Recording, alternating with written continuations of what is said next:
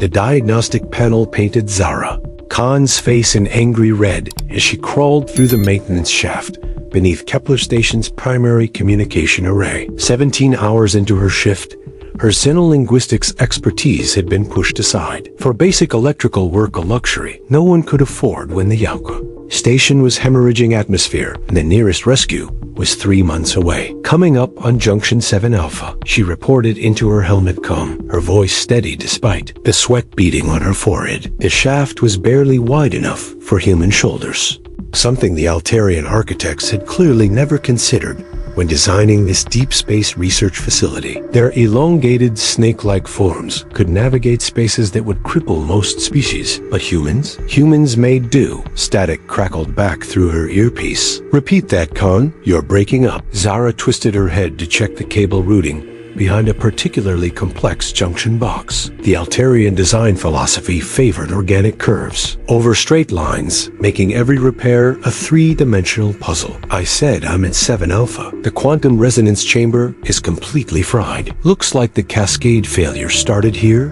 and worked its way up through the primary array. More static than nothing. She sighed and continued her inspection. 3 days ago, Kepler Station had been humanity's crown jewel of xenological research, home to the most sophisticated translation matrix ever built. 147 different alien languages, from the mathematical precision of cetacean whale song to the electromagnetic poetry of the void dancers. Zara had spent 5 years perfecting the algorithms, learning to think in concepts that had no human equivalent. Now the station was dying, and her life's work was reduced to crawling through maintenance shafts with a multi-tool and a prayer. The diagnostic tool beeped as she ran it along the quantum resonance array's main coupling. Definitely dead. She'd have to reroute through the secondary system, assuming the secondary system hadn't been fried in the same cascade. The Altarians built elegant machines, but elegance was often the enemy of redundancy. A new sound caught her attention, a low, thrumming vibration.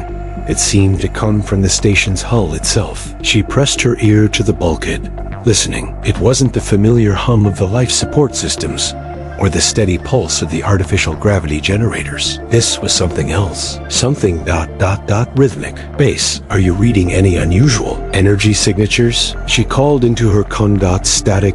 Zara frowned and checked her suit's communication system. All green lights. The problem wasn't on her end. She worked her way back through the maintenance shaft toward the main communication bay, her mind racing through possibilities. If the primary array was down and the secondary had failed, that left only the emergency beacon, a primitive but reliable system designed to punch through interference and reach the nearest inhabited system. The communication bay was a disaster. Sparks still occasionally arced from damaged conduits, and the air tasted of ozone and burned electronics. The massive Altarian translation matrix that had been her pride and joy was now a collection of darkened screens and dead circuits. The emergency beacon console was intact.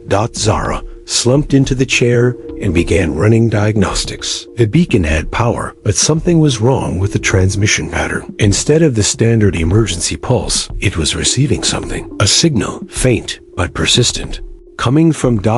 everywhere.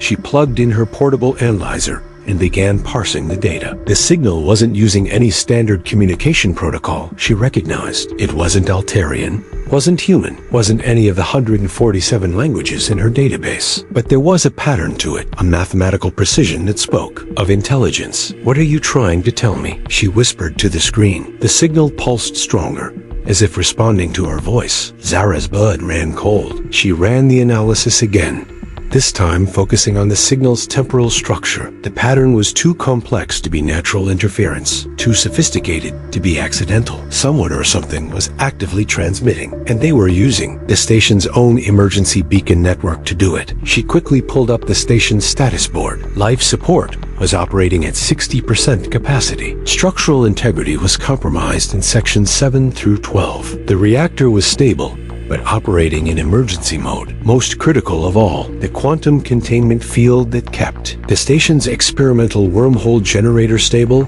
was fluctuating dangerously. The station wasn't just dying. Someone was killing it. Zara's fingers flew across the console, as she traced the signal's origin point. The readings made no sense. According to her instruments, the transmission was coming from inside the station's quantum research lab, the same lab that had been sealed and evacuated after the cascade failure began. She grabbed her toolkit and headed for the lab, her mind already working on the problem. If someone had infiltrated the station, they would have had to bypass multiple security systems and somehow mask their presence from the automated sensors. The Altarians were paranoid about security, layering defense upon defense around their most sensitive research. Unless the intruder wasn't someone at all, unless it was something that the security systems weren't designed to recognize. The quantum research lab's blast door stood open, their magnetic seals dark and powerless. Emergency lighting cast long shadows across banks of experimental equipment, most of it incomprehensible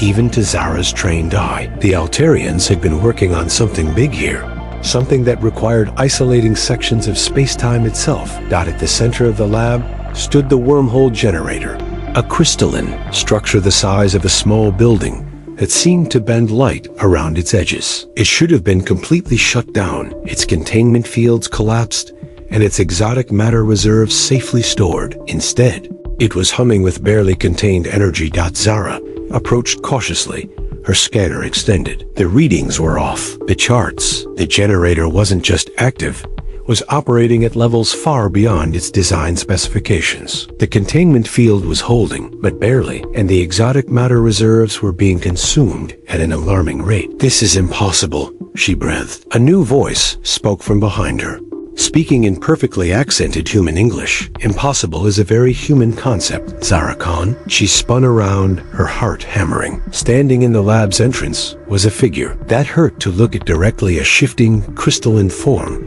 that seemed to exist in too many dimensions at once. When she focused on it, her eyes wanted to slide away, as if her brain was refusing to process what it was seeing. "What are you?" she managed. "We are what you might call observers," the being said, its voice coming from everywhere and nowhere. "We have been watching your species for some time. You are interesting. You're destroying the station. We are borrowing it. The distinction may seem irrelevant to you, but it is important to us. Your research facility contains the most sophisticated quantum manipulation equipment in this region of space. We require its capabilities." Zara forced herself to think past the fear. This was a contact scenario, the kind of event that xenolinguists trained their entire careers for. Everything she said and did in the next few minutes could determine the future of human-alien relations. "What do you need it for?" she asked. The being's form shifted, becoming slightly more stable. "Your species has developed an interesting approach to quantum mechanics. Most civilizations discover the underlying mathematical principles and build their technology accordingly. Humans, however, seem to prefer experimentation and intuitive leaps. It makes your equipment unpredictable." "Unpredictable how?" "You have accidentally created a device capable of transmitting information backwards through time." Zara stared at the wormhole generator. We designed it for spatial displacement, not temporal." "Yes, that is what makes it so fascinating. You built a time machine by accident while trying to build something else entirely. Only humans would stumble into such a discovery." The implications hit her like a physical blow. If the generator could send information back in time, even by a few minutes, it would revolutionize everything. Communication, warfare, scientific research. The possibilities were limitless and terrifying. "Why are you telling me this?" she asked. "Because we need your help," the observer said. "The device is unstable. It requires constant adjustment, constant intuitive corrections. Our mathematics tell us what should happen. Your species excels at making things work despite what should happen." Zara looked at the generator, then back at the being. "And if I refuse, then the containment field will collapse in approximately 17 minutes, and the resulting quantum cascade will destroy everything within a 3 light-hour radius." She felt the blood drain from her face. "You're holding the entire system hostage. We prefer to think of it as providing motivation." Zara's mind raced through the possibilities as she stared at the quantum generator. 17 minutes wasn't enough time to evacuate the station. let alone warn the cargo ships that regularly passed through this system. But working with beings who are essentially holding a gun to humanity's head went against every principle of contact protocol. What exactly do you want me to do? She asked, buying time while her brain worked on the problem. The observer moved closer, its crystalline form casting impossible shadows in the emergency lighting. The temporal feedback loop is creating quantum interference patterns. Our calculations suggest that only someone with intuitive understanding of the equipment can stabilize it. Intuitive understanding. Zara almost laughed. You mean guesswork? Your species has elevated guesswork to an art form. It is one of your most remarkable characteristics. She approached the generator's control console, her scanner still active. The readings were getting worse by the minute. The exotic matter reserves were nearly depleted, and the containment field strength was dropping steadily. But there was something else. Something the observer hadn't mentioned. You're not just sending information back in time, she said, studying the quantum resonance patterns. You're creating a stable loop, the same information over and over again. Correct. What information? The observer hesitated. At least Zara thought it hesitated. With a being that existed in multiple dimensions simultaneously, emotions were hard to read. A warning, it finally said. Zara's blood ran cold. A warning about what? About us? The pieces began clicking together in her mind. The cascade failure that had crippled the station hadn't been an accident. It had been a deliberate act of sabotage, but not by the observers. They had been trying to prevent something worse. There are others, she said. Others who don't just want to borrow our equipment. The devourers are coming. They consume civilizations the way your species consumes food, completely, efficiently, leaving nothing behind. We have been trying to warn your past selves to evacuate this region of space, but the loop is unstable. Each iteration creates more quantum interference. We are running out of exotic matter, and the containment field cannot hold much longer. Soon, the loop will collapse, and the warning will never be sent. Zara stared at the console, her mind working through the technical challenges. The observers were right. This was beyond their mathematical approach. The quantum interference patterns were chaotic, constantly shifting in ways that defied prediction. But humans had learned to work with chaos. I need to know exactly what you're trying to send back, she said. The observer gestured, and suddenly Zara's mind was flooded with information. Not words or images, but pure concept transfer, the observer's equivalent of language. She saw the devourers, massive predatory entities that existed partially outside normal spacetime, sweeping across the galaxy in waves of destruction. She saw entire star systems going dark, civilizations vanishing without a trace, and she saw Earth 3 years from now. As the Devourer fleet arrived, the information transfer lasted only seconds, but it left her gasping. The human brain wasn't designed to process data in such concentrated bursts. The warning has to reach the human colonies, she managed, not just this station. If Earth falls,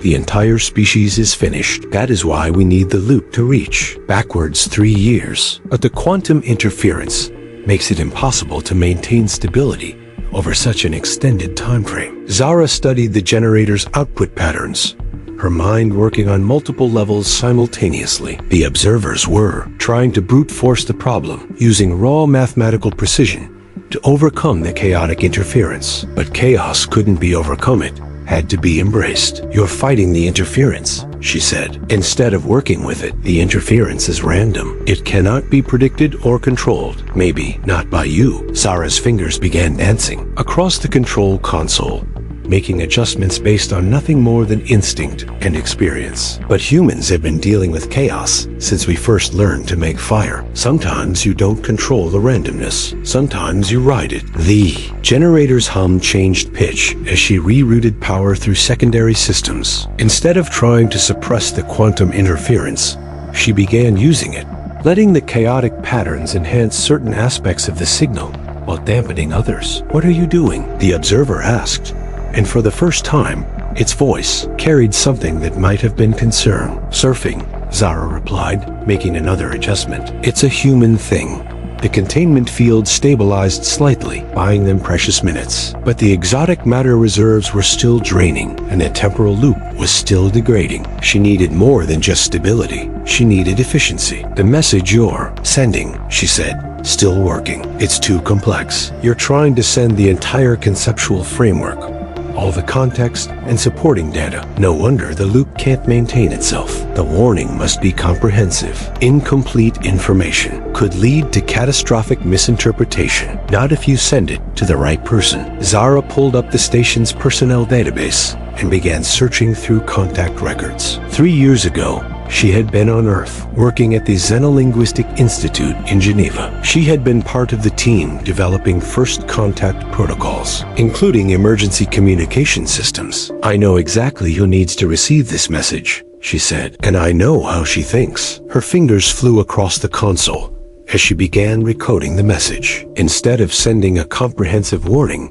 with all supporting data, she crafted something much simpler, a series of mathematical proofs that would lead the recipient to the correct conclusions on their own dot. It was elegant in its simplicity and purely human in its approach. Rather than telling her past self what to think, she was giving her past self the tools to figure it out independently. "This is highly irregular," the observer protested. "The mathematical proofs could be misinterpreted, or the recipient might reach incorrect conclusions." "Trust me," Zara said, making the final adjustments. "She's very good at her job." The generator's hum changed again, becoming smoother, more stable. The quantum interference patterns were still chaotic, but now they were working with the message rather than against it. The exotic matter consumption rate dropped by 60%. "Remarkable," the observer said.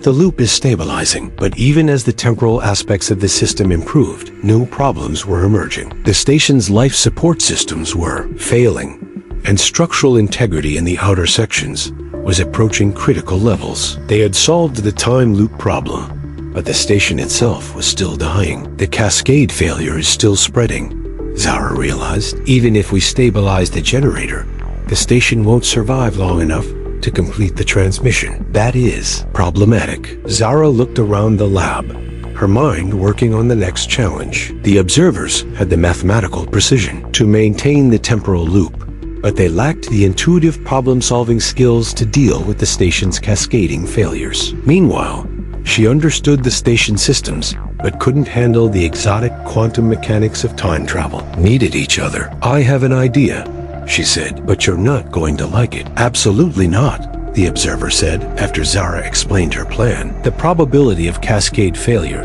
increases exponentially with each system we attempt to integrate." Zara was already pulling access panels from the generator's control systems, exposing the crystalline quantum processors beneath. "The probability of total failure is 100% if we do nothing. The station's reactor is going critical, and we've got maybe 40 minutes before the life support systems shut down completely." She began tracing the generator's primary data pathways, looking for integration points where she could splice in the station's emergency systems. The Alterian technology was elegant but complex, with each component interconnected in ways that defied human engineering logic. "Your plan requires connecting the temporal loop directly to the station's main computer," the observer continued. "Any feedback could corrupt both systems, or it could give us exactly what we need." Zara found the primary data trunk and began carefully exposing the optical fibers within. The station's AI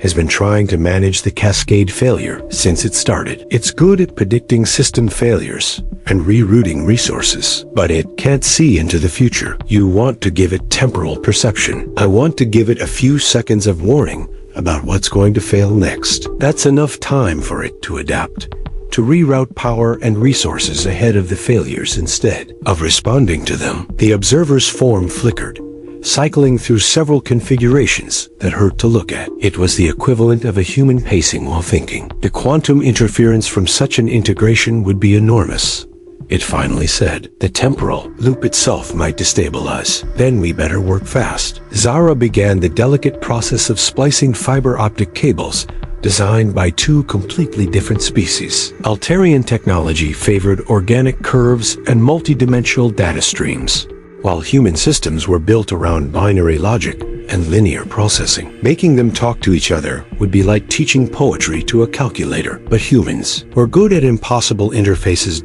As she worked, the station shuddered around them. Another section had lost structural integrity, and the cascade was spreading. Through her helmet she could hear the automated evacuation warnings echoing through empty corridors. Even if this works, the observer said, the station's AI was not designed to process temporal data. The cognitive load could cause a complete system crash. Then we better hope it's as adaptable as humans are. Zara completed the first connection and immediately felt the feedback through her tools. Quantum resonance from the temporal loop was interacting with the station's data systems, creating interference patterns that registered as noise to conventional sensors. But there was structure to the noise, patterns within patterns. It's working, she breathed. The AI is already starting to compensate for predicted failures. On her scanner, she could see the station's power distribution network adjusting itself in real time, shifting resources away from sections that hadn't failed yet, but would within the next 30 seconds. Life support efficiency increased by 12% as the AI began optimizing atmospheric recycling based on future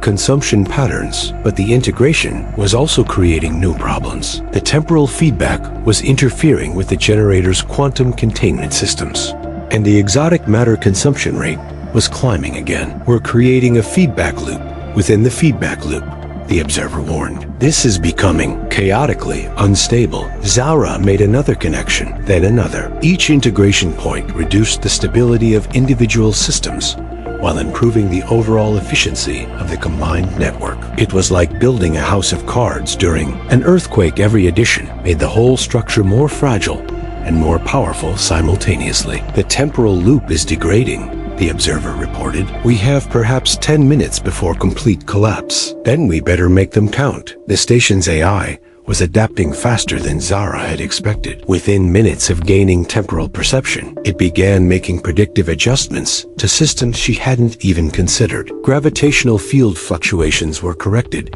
before they could cause structural stress. Atmospheric pressure imbalances were prevented rather than managed. The cascade failure wasn't just stopping, it was being reversed. But the quantum interference was growing worse. The temporal loop was becoming increasingly unstable as more systems came online, and the exotic matter reserves were nearly exhausted.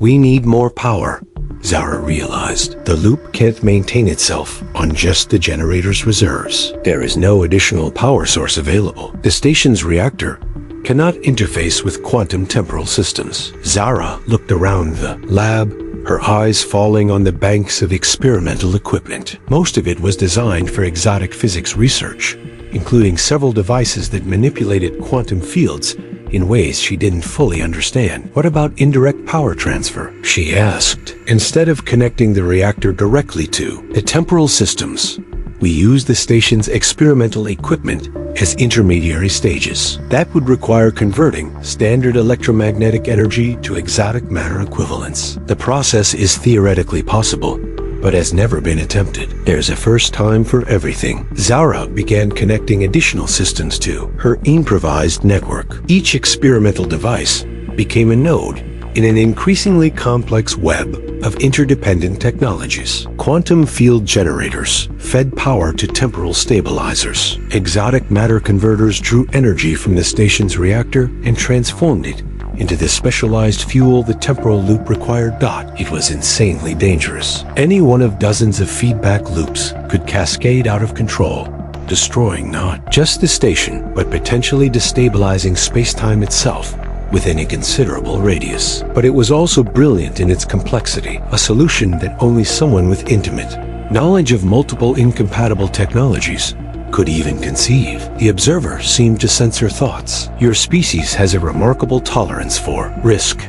We call it courage, Zara replied, making final adjustments to the power distribution network. The effect was immediate and dramatic. The temporal loop stabilized as exotic matter reserves began regenerating. The station's AI, now working with increasing temporal range, began making predictive adjustments hours in advance. Systems that had been failing for days were brought back online as the I rerouted power through pathways that would remain stable, but success brought new challenges. The integrated system was consuming enormous amounts of power, and the station's reactor was being pushed beyond its design limits. Worse, the temporal perception was revealing something that made Zara's blood run cold. "The Devourers," she whispered, reading the AI's predictive displays. "They're not 3 years away. They're already here." Through the AI's enhanced sensors, she could see them. Massive shapes moving through subspace, approaching the system from multiple vectors. They would arrive within hours, not years. "The temporal loop," the observer said urgently. "We must complete the transmission immediately." But Zara was looking at a different problem. The message would reach her past self and potentially save Earth, but it would do nothing for the thousands of people currently in this system. The cargo ships, the research stations, the colony worlds, they would all be consumed before any warning could reach them unless someone warned them directly. "How many people are in this system right now?" she asked the AI. The response appeared on her display: 43,000 humans, across 17 installations and 38 ships, plus an unknown number of Altarian researchers and various other species. All of them about to die. "The temporal transmission takes priority," the observer insisted. "The needs of the many don't quote human philosophy to me," Zara snapped, "especially when you're getting it wrong." She began rerouting power from the temporal loop to the station's long-range communications array. The integration she had built between systems worked both ways. If the AI could use temporal perception to optimize the station, she could use the station systems to enhance the temporal loop. "What are you doing?" "Saving everyone." Zara's fingers flew across multiple control panels simultaneously. The temporal loop doesn't just send information back in time. With enough power, it can send it forward too. She was connecting the long-range communications array to the temporal systems, creating a hybrid network that could transmit both through normal space and across time. The message to her past self would still go back 3 years, but simultaneous transmissions would go forward to every human installation in the system,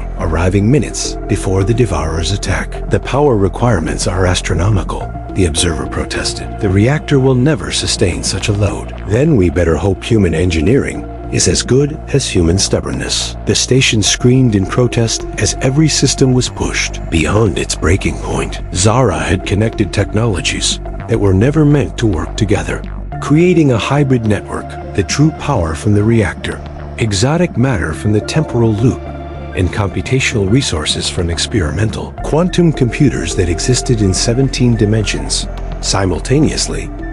It should have been impossible. By every law of physics she understood, the whole system should have collapsed into a quantum singularity within seconds. Instead, it was working. Temporal transmission to past self, 93% complete, the AI reported in its maddeningly calm voice. Forward temporal broadcast to system installations, initializing. Through the enhanced sensors, Zara could see the Devourer fleet materializing at the edge of the system. They emerged from subspace like nightmares, made manifest vast, organic structures that seemed to bend space around them. Each one was the size of a small moon, covered in what looked like feeding appendages that pulsed with dark energy. "Devourers detected on 17 vectors," the AI continued. "Estimated time to first contact, 47 minutes. 47 minutes to evacuate 43,000 people scattered across an entire solar system." It was impossible, but humans specialized in impossible. The forward temporal broadcasts began transmitting, each message carefully crafted to reach its target moments before the evacuation order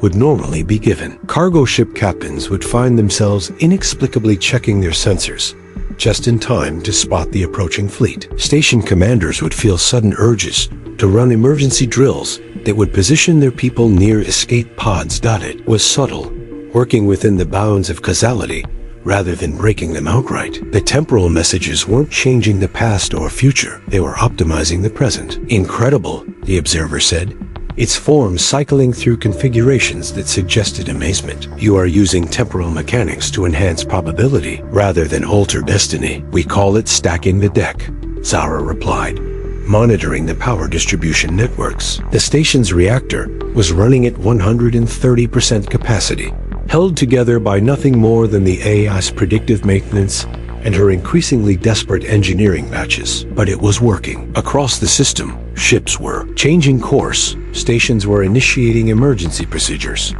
and evacuation plans that should have taken hours were being implemented in minutes. The temporal optimization wasn't giving anyone impossible knowledge. It was just ensuring that everyone made the right decisions at exactly the right time. First evacuation ships departing Colony 7, the AI reported. Estimated evacuation completion, 38 minutes. 9 minutes to spare. It might actually work. Then the power grid failed. Reactor overload cascade in progress. The AI announced with the same infuriating calm. Catastrophic failure in 4 minutes, 37 seconds. Zara stared at the diagnostic displays in horror. The reactor's containment field was collapsing, victim of the enormous power draws she had been placing on it. When it failed, the resulting explosion would destroy the station and everything within a considerable radius. Worse, the temporal systems would collapse with it, cutting off the evacuation warnings just when they were most needed. Emergency shutdown of all non-essential systems, she ordered. Unable to comply, temporal loop requires continuous power to maintain stability. Shutdown would result in immediate catastrophic collapse. She was trapped. The system needed full power to maintain the temporal loop, but full power was killing the reactor. Either way, everyone died. There has to be another option, she muttered, scanning through the system diagnostics. Zara Khan, the observer said quietly, there is one possibility. She looked up at the shifting crystalline form. What? The temporal loop could be stabilized by direct quantum resonance with a living consciousness. The neural patterns of an intelligent mind can provide the missing variable equations that our mathematics cannot supply. Direct interface with the temporal field? That's suicide. The quantum resonance would tear apart any biological brain within seconds. Under normal circumstances, yes. But human neural plasticity is remarkably adaptive. You might survive long enough to complete the transmissions. Zara stared at the observer, then at the control panel, where a new interface port had materialized crystalline connectors that looked disturbingly organic. The implications were clear. She could save everyone in the system, but the process would almost certainly kill her. How long would I need to maintain the interface? She asked. 36 minutes, until the last evacuation ship reaches minimum safe distance. 36 minutes of having her consciousness directly connected to a temporal quantum field. Even if she survived, the neural damage would be irreversible. She would be a vegetable, assuming she was anything at all. Through the station's sensors, she could see the evacuation ships launching across the system, families with children, research teams who had dedicated their lives to expanding human knowledge, cargo crews just trying to make an honest living in the dangerous frontier of space. 43,000 people who would die if the system failed. There has to be another way, she said. Perhaps, the observer replied, but not within the time available. Zara looked at the neural interface, then at the display showing the approaching Devourer fleet. The creatures were accelerating, sensing the temporal transmissions and moving to stop them. If the evacuations failed, humanity's first contact with the Devourers would be a massacre. But if the temporal warning reached her past self, Earth would have 3 years to prepare. The species might survive, even if everyone in this system died. She thought about the letter she had never sent to her sister, the research projects she would never complete, the life she had planned that would never happen. Then she thought about 43,000 people who might live to plan their own lives. Do it, she said. Zara, do it now, before I change my mind. The neural interface connectors felt cold against her temples as she positioned them carefully. The observer had gone completely still, its crystalline form locked into a configuration she had never seen before. Once the connection is established, you will not be able to break it until the transmissions are complete, it warned. The quantum resonance will override all voluntary neural functions. I understand. You will experience the passage of time from multiple perspectives simultaneously. Past, present, and future will become indistinguishable. Most minds cannot process such information without complete psychotic breakdown. Unlike most minds. Zara activated the interface. Reality exploded into fragments. Zara existed in 17 different moments simultaneously.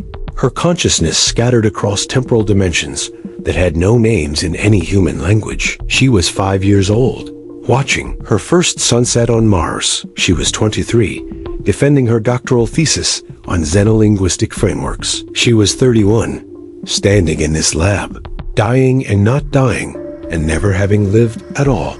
The temporal quantum field rewrote her perception of causality. With each nanosecond, she experienced the universe, as the observers did, as a vast mathematical structure where time was just another dimension to be navigated. Past and future became directions like left and right, equally accessible and equally meaningless. But through the chaos, she held on to one thought. 36 minutes. The evacuation ships appeared in her awareness as brilliant threads of probability, their paths through spacetime visible as glowing trajectories. She could see where each ship would be moments from now, hours from now, years from now. The Devourer fleet cast shadows backward through time, dark zones of consumption and entropy that reached hungrily toward the fleeing humans.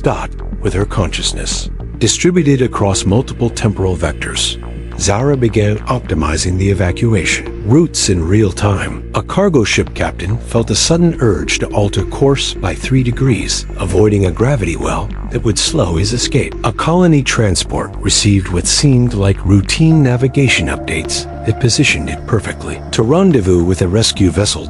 She was everywhere and nowhere, manipulating probability through microscopic temporal adjustments. The quantum field allowed her to nudge causality without breaking it, ensuring that the right person had the right idea at exactly the right moment. But the process was killing her. Human neural tissue wasn't designed to process temporal quantum information. With each passing second, more of her brain structure was being rewritten by exposure to the field. Memories scattered across multiple time streams. Personality fragments dispersed into probability clouds. She was becoming something that wasn't quite human and wasn't quite observer. Through the dissolution of her identity, she felt the evacuation progressing. 18 minutes gone, 27 minutes. The Devourer fleet was accelerating, but the evacuation ships were staying just ahead of their interdiction range. And the BOG transmission to her past self was complete. 3 years ago, Dr. Zara Khan at the Xenolinguistic Institute in Geneva had just received a series of mathematical proofs that would keep her awake for the next 72 hours. By the time she finished working through the implications, she would have convinced the Solar Defense Council to begin preparing for an invasion that seemed absurdly far-fetched. The irony wasn't lost on her dying consciousness. She had sent herself the tools to save humanity, but she would never live to see if it worked. 32 minutes. The last stragglers were reaching minimum safe distance, their ships pushed beyond design specifications by temporal optimization that felt like incredible luck to their crews. But something was wrong. Through her fractured perception, Zara could see a problem that hadn't been apparent before. The temporal quantum field was continuing to expand, fed by the feedback loop she had created between the station systems. Instead of shutting down when the transmissions ended, it was growing stronger. If it continued to expand, it would create a permanent temporal anomaly, a zone where past, present, and future became mixed together. Anyone who entered it would experience the same consciousness fragmentation that was currently destroying her mind. The field had to be collapsed, but that required someone with sufficient understanding of both the human technology and the observers. Quantum mathematics. Someone who existed partially in both frames of reference. Someone exactly like what she was becoming. Observer. She managed to communicate through the quantum resonance.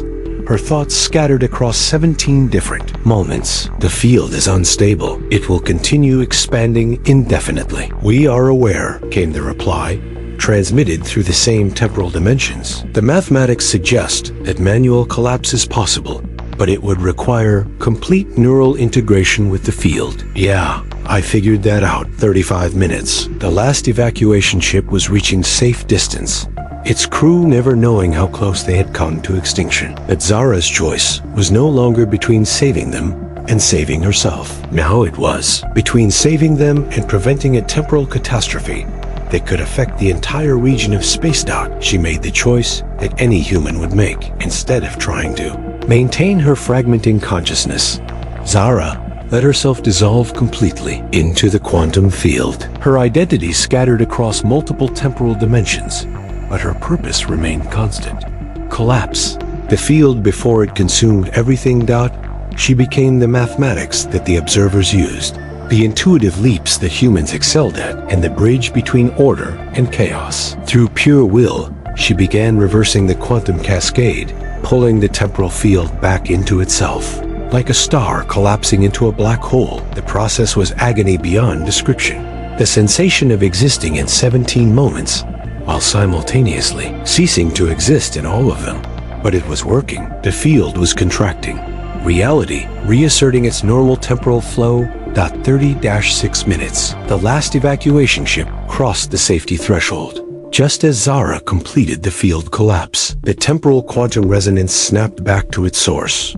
The exotic matter reserves finally exhausted, and the station's failing reactor shut down in emergency mode. Silence fell across the quantum.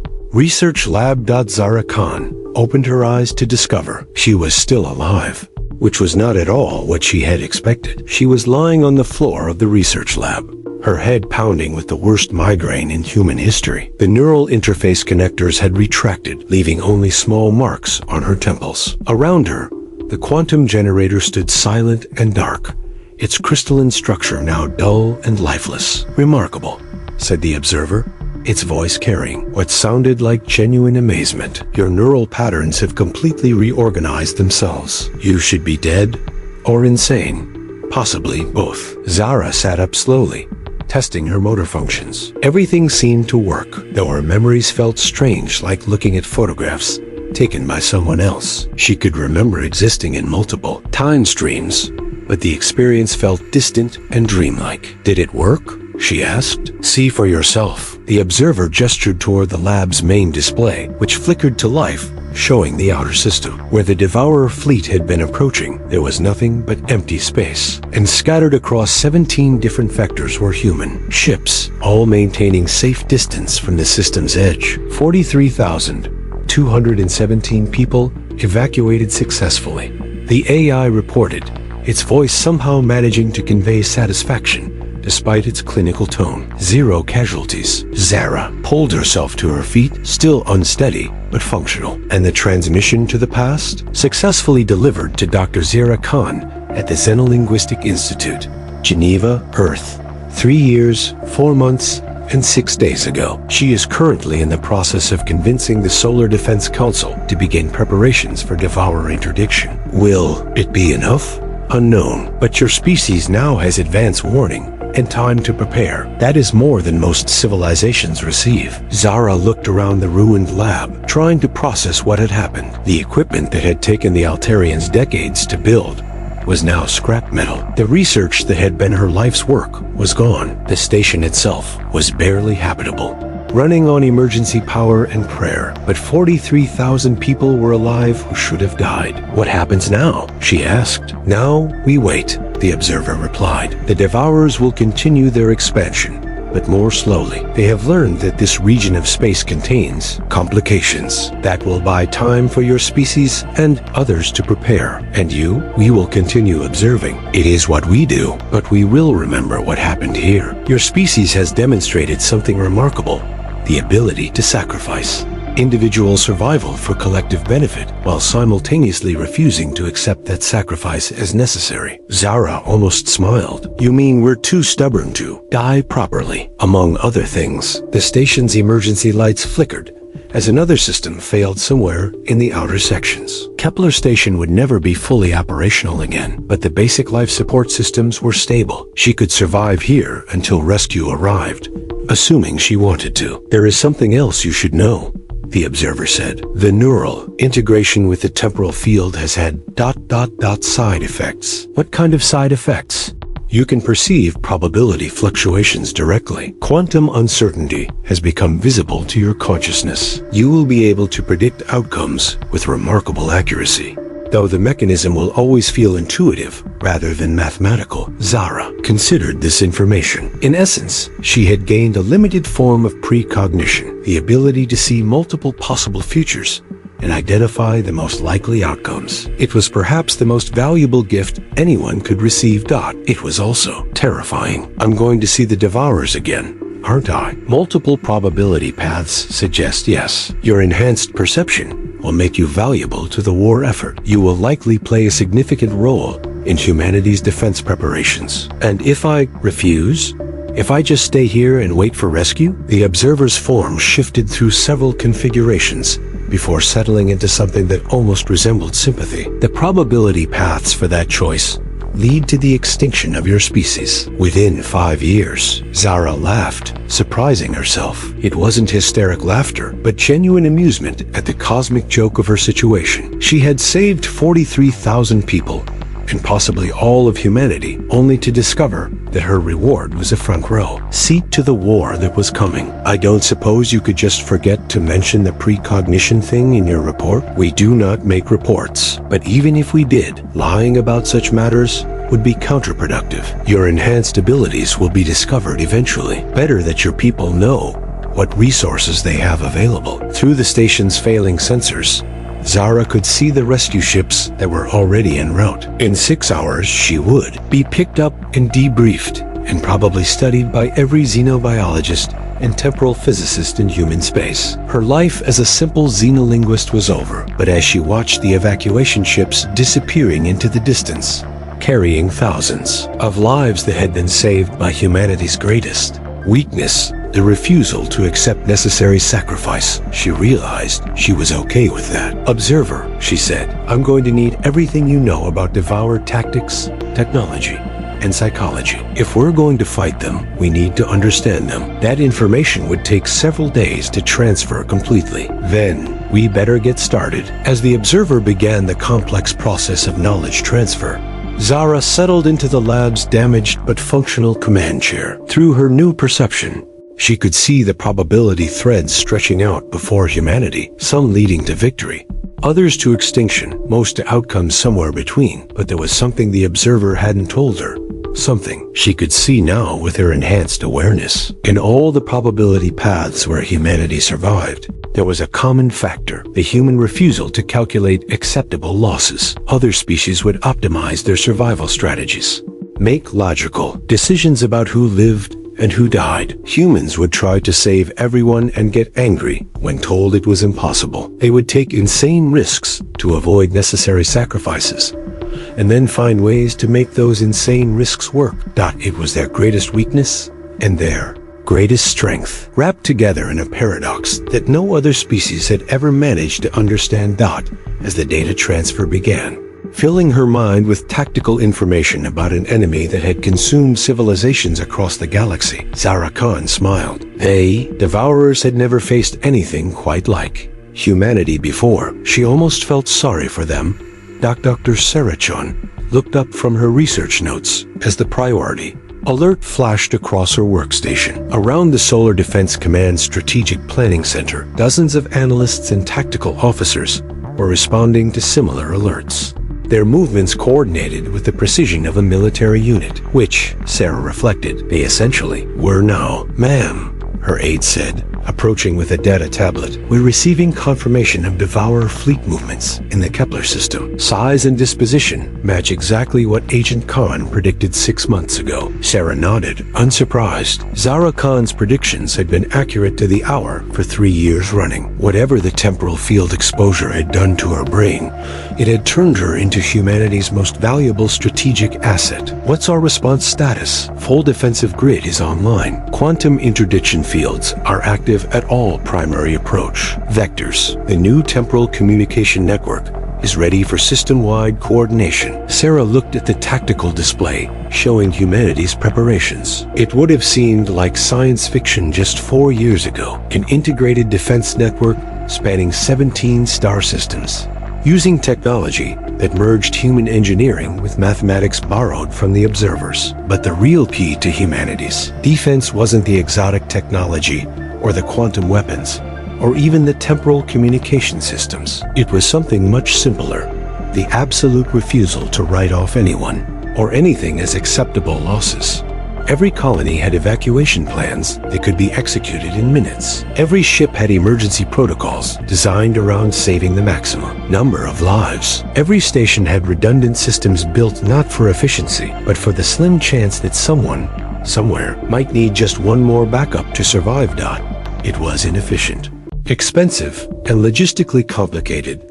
It also meant that when the Devourers finally arrived at Earth's doorstep, they would find 43 billion humans who had spent 3 years preparing to save every single one of their species. Ma'am, the aide said quietly, Agent Khan's latest report suggests that the Devourers are confused by our defensive preparations. Their tactics assume that we'll prioritize high-value targets and make strategic sacrifices. They don't seem to understand why we're spending so much effort protecting remote outposts and civilian installations. Sarah smiled.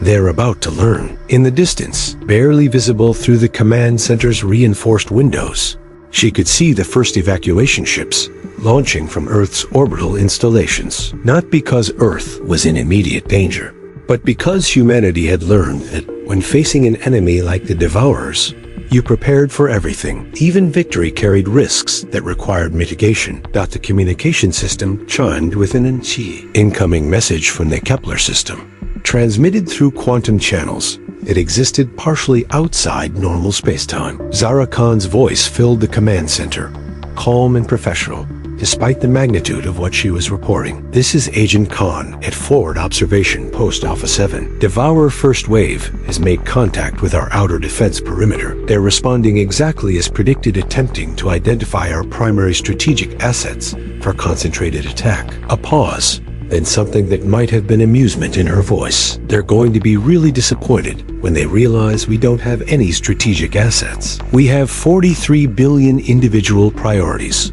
every single one of them considered equally important. Sarah looked at the tactical display, where thousands of human ships were moving to predetermined positions throughout the solar system. Each ship was part of an integrated defense network, but each could also operate independently if necessary. Redundancy layered upon redundancy, with no single points of failure. It was the most human approach to warfare imaginable. Prepare for everything, assume nothing, and refused to accept that anyone had to die. All stations, Sarah broadcast across the command network. This is Defense Command Alpha. Devourer contact confirmed.